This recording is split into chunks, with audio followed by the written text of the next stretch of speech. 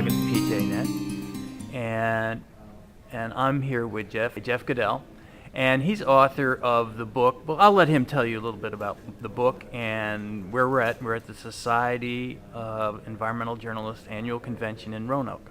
Go ahead, Jeff. Well, I wrote a book called Big Coal, The Dirty Secret Behind America's Energy Future.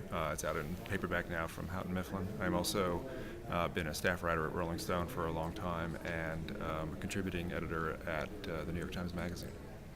Okay, Jeff, one of the things, you were just on a panel with some people from Big Coal, and you said the issue wasn't necessarily saving coal, it was really saving the environment, saving the earth. Could you expand on that just a little? I was arguing that we need to make this a much broader conversation. The conversation is not about how do we keep coal going, but how do we reinvent our energy system to address the challenges that we have about CO2 emissions and global warming and resource scarcity and other things. If coal can be a part of that, great. But the question is not how to keep coal going, it's how to keep us going.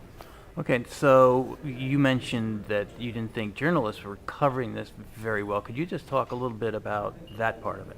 Well, I think that journalists are doing a good job with some of the smaller regulatory issues about clean air standards and things like that. But I think the big failure of journalism is in communicating what's at stake in this and communicating the scale and scope of the story. And that's where we're failing. We're not. It's very difficult to communicate that the entire sort of operating system for civilized life is what's at stake here, and what we're trying to reinvent. With coal, if we can't figure out a way to either get off coal or fix coal, then the chances of our kids living on a planet that looks anything like the planet we're on now are virtually zero. Who is going to support journalists in the future to do the kind of work you're doing and the kind of work you're advocating for other journalists to do? I'm actually quite optimistic about journalism, and I think that the internet is an incredibly powerful tool, and I'm a big believer in citizen journalism and what people can do with a flip phone and with a laptop, and that the internet offers this opportunity for a lot of people to kind of come together and think about these issues. And I think that the question is how do we sort of leverage the interest in covering this kind of stuff and thinking about this in a way that is accessible to a lot of people. I think we're going to see all kinds of new forms of journalism in the next decade or so, driven by the changes on the internet and changes in accessibility of information. Bloggers are obviously becoming more and more influential, and I think have a huge role to play in this issue. We're seeing people using phones and cameras to give witness to what's going on with the mountaintop removal destruction and things like that, bringing the visual imagery to people in ways that were unimaginable 10 years ago. I don't think citizens can do it on their own, and I really think you need professional journalists or somebody getting paid to do this, evidence-based truth, striving to find the truth. And if that's in jeopardy, will the citizens be able to carry this on by themselves?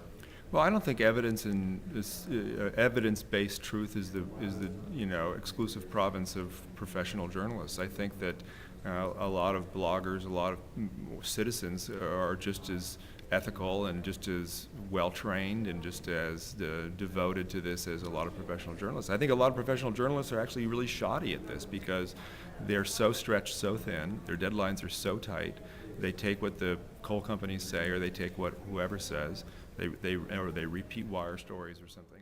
So this is for the headline. Are you saying that citizen journalism could save the environment? Absolutely. I find that bloggers, citizen journalists who are involved in this issue are often far more knowledgeable than other journalists, than other industry types. I think this is an incredibly valuable resource. You have people who work in the oil industry, for example, who will do blogs, who will be able to parse the information in ways that no journalist that I know is able to parse, and they write about it on their blogs. You still have a huge responsibility for someone like me as a journalist writing about this to parse this information to make sure that these sources that you're looking at are accurate and true and all incredible. But yes, I think that in fact one of the things I wanted to try to communicate here today is that everybody not just professional journalists, but everybody needs to be thinking about this problem. I think that needs to be a broader conversation, which means citizen journalists and everyone else. And if it's just the domain of professional journalists, I think that's a failure. All right. Well, thank you very much. This has been really an enlightening conversation. Thank you. Thanks.